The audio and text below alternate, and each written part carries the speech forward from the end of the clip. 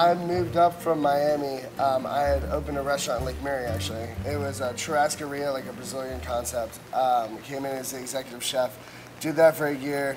One of my meat purveyors from the restaurant in Lake Mary had contacted me and said he knew of a restaurant that was in dire need. They needed new management and they needed a chef, otherwise they were going to close the doors.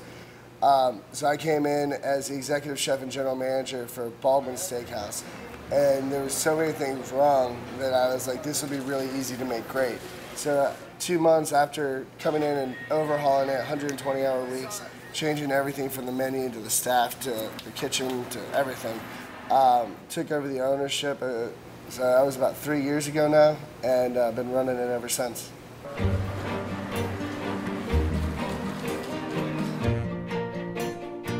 The decision occurred with my roommates for me to kind of pursue this as more of a career than just a job.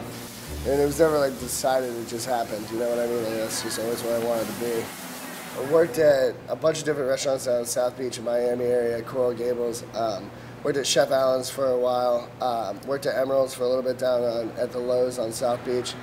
A lot of the stuff that I learned was kind of like what I didn't want to do. I had one chef in particular in Miami that broke a plate on my foot because she didn't like the presentation of it. And I realized, like, that's not what cooking should be about. It shouldn't have to be that dictatorship and assholiness.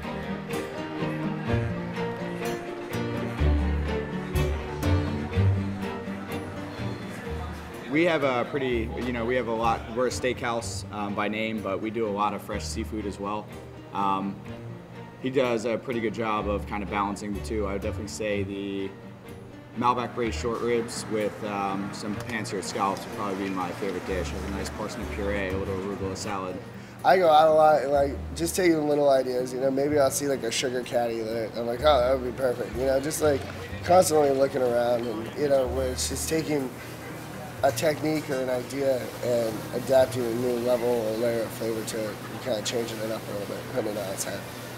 The food's phenomenal. It makes my job really easy when I can really push something and I know the quality is really going to be there overall. So I really enjoy that. We're always trying to do something new, always trying to be better. We're never stale or stagnant here, so I really like how they kind of push the envelope here. My favorite dish on the menu as far as color, texture, and taste would be the salt and pepper crusted tuna. Real nice piece of sashimi grade tuna, just lightly dusted with salt and pepper, really keeping the integrity of the fish. We slice that very thin. On top of the tuna, we also do a drizzle of yuzu. Yuzu is a small Japanese citrus fruit. It has characteristics similar to like lime and grapefruit. Nice tartness that kind of helps bring out the flavor of the fish. The crispy vegetables, the citrusy, and then the yuzu for like the savory or that like umami flavor. That's probably my favorite dish for those types of characteristics. It's been quite a journey. It's been great watching a place go from absolutely nothing to being built up and becoming rather successful, before everybody's eyes. We're very accommodating. Like, we don't have a gluten-free menu, but we can make pretty much anything on the menu gluten-free.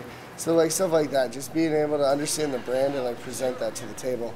And being, if we don't have your wine, like we'll work a deal with you on another bottle of wine, somewhere, get you into something you've never tried before. Just an attitude of we'll make it right no matter what it takes. It's really not a chain by any means. It's a small family-owned restaurant.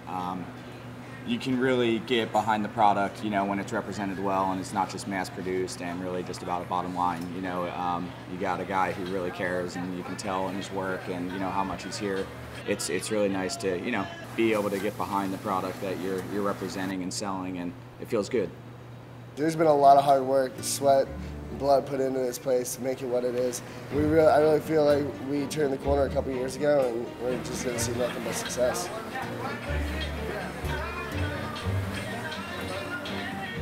I decided to be a chef and a restaurateur because it really is a passion of mine. I really do enjoy making people happy, being able to set up situations for people to make memorable moments in their lives.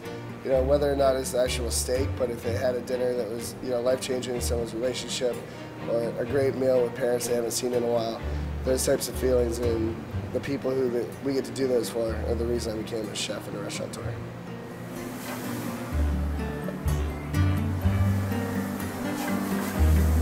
Salt and pepper.